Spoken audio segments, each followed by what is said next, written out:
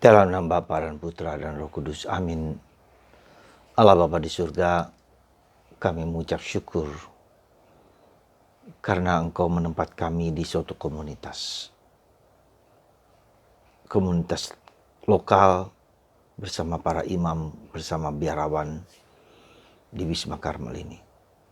Komunitas yang lebih besar, kelompok-kelompok lain, gereja, dan berbagai macam komunitas yang saling tolong-menolong. Terima kasih Tuhan, kami hidup bersama orang lain yang saling membantu. Sehingga segala sesuatu dapat diselesaikan dengan baik. Terima kasih Tuhan. Terpujilah namamu kini dan sepanjang masa. Amin. Para saudara-saudariku yang terkasih, betapa pentingnya komunitas. Karena tanpa itu kita tidak dapat, katakanlah, menyelesaikan banyak hal, bekerja bersama-sama. Tidak mungkin single fighter dalam situasi di zaman sekarang ini. Maka apa yang terjadi dalam bacaan Injil hari ini pada tanggal 2 Juli 2020 hari Kamis. Kita lihat beberapa orang membawa orang lumpuh. Beberapa orang membawa orang lumpuh ke depan Yesus. Dan Yesus mengetahui bahwa iman mereka. Dan Yesus mengatakan dosamu diampuni. Ya. Jadi sekali lagi kita lihat bagaimana kerjasama, saling care, peduli dengan orang-orang yang menderita, orang yang sakit, kebersamaan. Dan ini nampak juga ketika dalam rumah sakit sekarang ini, di mana banyak orang berkumpul bersama, membantu bersama orang yang sakit kena COVID-19 bersama-sama. Ada yang terkena, ada yang terpapar, mungkin bahkan meninggal, perawat, dokter, dan semua. Kebersamaan. Sehingga Yesus mengatakan dosamu diampuni. Dan kedua,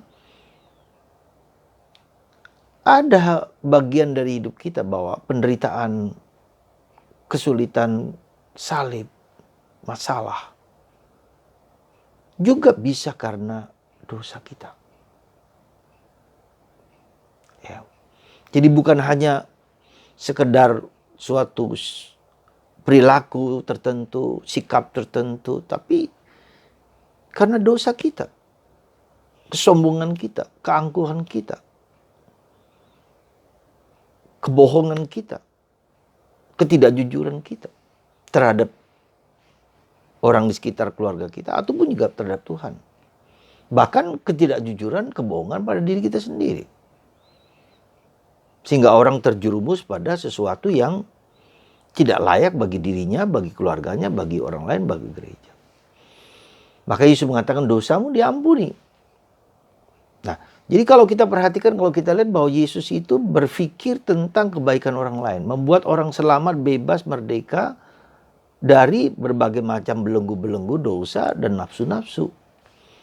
Supaya orang disadarkan bahwa ada faktor yang cukup dominan dan bahkan mungkin penting, yaitu dosa. Sebelum orang disembuhkan, dosanya diampuni dulu. Atau orang berani mengakui dosa-dosanya lebih dulu. Pergi ke Bapa pengakuan. Supaya ikatan belenggu-belenggu itu dihapus, dilepaskan, sehingga penyakit itu dengan sendirinya akan tersembuhkan dan disembuhkan. Jadi saudaraku yang terkasih, coba perhatikan, kita lihat kembali. Kesadaran akan dosa kita itu cukup penting. Bahkan merupakan sangat penting ketika kita berani menyadari untuk memperbaiki, untuk mengubah hidup kita. Tidak bisa bahwa kita berani pertama-tama mengakui dosa-dosa kita. Kita tidak bahagia, tidak boleh menyalahkan orang lain pertama-tama. Tapi ada bagian dari diri kita yang ikut serta membuat kita tidak bahagia. Keberdosaan kita, kesombongan kita, keangkuhan kita, serakah, kikir, malas. Ya. Ketujuh dosa itu, sombong. Ya. Maka para saudara, Yesus mengingatkan kita akan hal itu. Tapi di sisi lain, orang-orang Farisi dan ahli Taurat justru memikirkan kejahatan itu, gitu loh. Karena kesombongan mereka, karena mereka tidak lagi diperhatikan, orang tidak lari kepada mereka, tapi kepada Yesus. Lalu mereka mengatakan, siapa yang bisa mengampuni dosa? Yesus mengatakan, anak manusia mampu dan bisa mengampuni dosa. Karena itulah Allah, hanya Allah yang bisa mengampuni dosa. Maka orang Yahudi, orang Farisi tersinggung, kok Yesus bisa mengampuni dosa orang. Dan itu yang menjadi fokus perhatian mereka, sehingga karena mereka tersaingi, iri hati, cemburu pada Yesus yang mulai naik pamor. Maka Yesus mengatakan anak manusia berhak untuk mengampuni dan punya kuasa untuk mengampuni dosa. Dan Yesus mengatakan, bangunlah dan pergilah.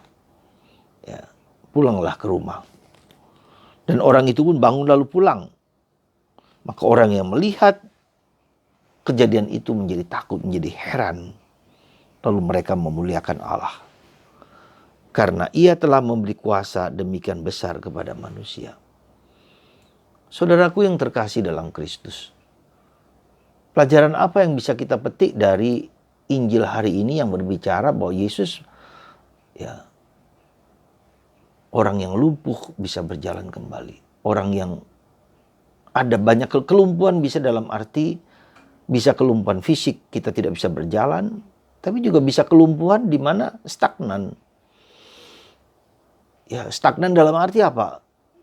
Komunitas-komunitas yang sudah nggak mengizinkan ketidakberesan itu terjadi, biarin aja, memang begitu, mau diapa lagi, nggak bisa berubah, memang begitulah dia, sombongnya dia begitu. Nah, jadi kelumpuhan itu terjadi ketika orang tidak bisa dan tidak mampu, tidak ada terobosan, tidak ada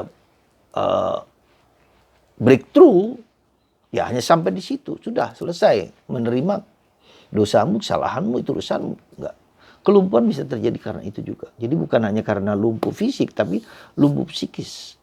Relasi menjadi buruk di dalam suami istri, dalam keluarga, bapak dan orang tua, istri dan anak-anak. Maka mari kita, supaya itu bisa lepas, maka harus berani mengakui keberdosaan masing-masing. Supaya Yesus bisa bertindak, supaya rahmat Allah mengalir ketika orang berani mengakui dosa. Semoga kita semua hari ini disadarkan akan tanggung jawab kita untuk berani mengakui dosa di hadapan Tuhan. Dan banyak kelumpuhan-kelumpuhan dalam keluarga kita, bukan hanya kelumpuhan fisik, tapi kelumpuhan psikis, tapi juga bisa juga lebih dalam lagi kelumpuhan spiritual. Orang menjadi malas, menjadi enggan untuk hidup rohani. Itu juga merupakan kelumpuhan, karena itu menjadi kunci kemalasan, dosa kemalasan. Dosa tidak mau mendengarkan suara dalam hati kita untuk melakukan yang terbaik. Saudara, semoga kelumpuhan-kelumpuhan diri kita mohonkan dibebaskan dari kita. Dan kita berjuang untuk menjadi lebih baik. Tuhan memberkati kita semua. Amin. Bapa di surga, kami seringkali mempertahankan kesombongan, keangkuhan, keberdosaan kami. Sehingga terjadi kelumpuhan-kelumpuhan dalam relasi keluarga, dalam relasi gereja, dalam relasi komunitas. Ya, karena kami seringkali tidak mau bertobat, berubah. Ya Bapa, kami mohon rahmat-Mu supaya Engkau menghancurkan gunung-gunung kesombongan, dosa-dosa kami, dan bersujud kepadamu. Terima kasih Tuhan, hari ini Engkau telah menyembuhkan orang lumpuh itu dapat berjalan. Kami juga supaya lumpuh-lumpuh batin kami, lumpuh-lumpuh pikiran kami, lumpuh-lumpuh spiritualitas kami, supaya kami bangun, bangkit, memulai lagi apa yang bisa kami lakukan. Terima kasih Tuhan, Engkau telah mengizinkan yang indah bagi kami. Dan kalau kami melihat orang-orang di sekitar kami lumpuh, kami juga berdoa dan membawanya, mendorongnya, supaya dibebaskan dari kelumpuhan itu. Bantu kami Tuhan untuk mendoakan, untuk membantu mereka untuk sampai kepada kemerdekaan dari nafsu-nafsu yang seringkali datang untuk membuat kami malas, untuk membuat kami tetap berada dalam lingkaran dosa, lingkaran kelemahan. Seperti orang Farisi yang hanya memikirkan kejahatan, bukan memikirkan kebaikan. Maka dengan demikian kami dipanggil untuk membantu menyelamatkan orang lain. Terlepas dari kelumpuhan-kelumpuhan fisik, psikis, dan spiritual. Tuhan, Engkau sungguh kuat, Engkau sungguh agung, Engkau sungguh mulia. Bekerjalah dalam diri kami sebagai alat cinta kasih-Mu. Terima kasih. Bapa, berkatilah anak-anak-Mu ini, jadikanlah kami alat cinta kasih-Mu. Singkirkanlah segala kelumpuhan-kelumpuhan hati kami, pikiran kami, perasaan kami, hidup rohani kami. Sehingga kami dapat maju, berkembang, bertumbuh. Karena Roh-Mu membangkitkan rasa malas kami untuk bangun, untuk bangkit, untuk menjadi baik lagi. Terima kasih Tuhan, kami rasakan kasih-Mu sekarang ini juga lewat tangan hamba-Mu ini. Berkatilah kami, dan kalau kami berdosa, dan memang kami berdosa, kami akan datang dan mohon ampun kepadamu. Juga terutama lewat sakramen pengakuan dosa, rekonsiliasi. Terima kasih Tuhan, berkat-Mu atas kami semua, untuk dibebaskan dari segala kelumpuhan dan disembuhkan dalam nama Bapa dan Putra dan Roh Kudus.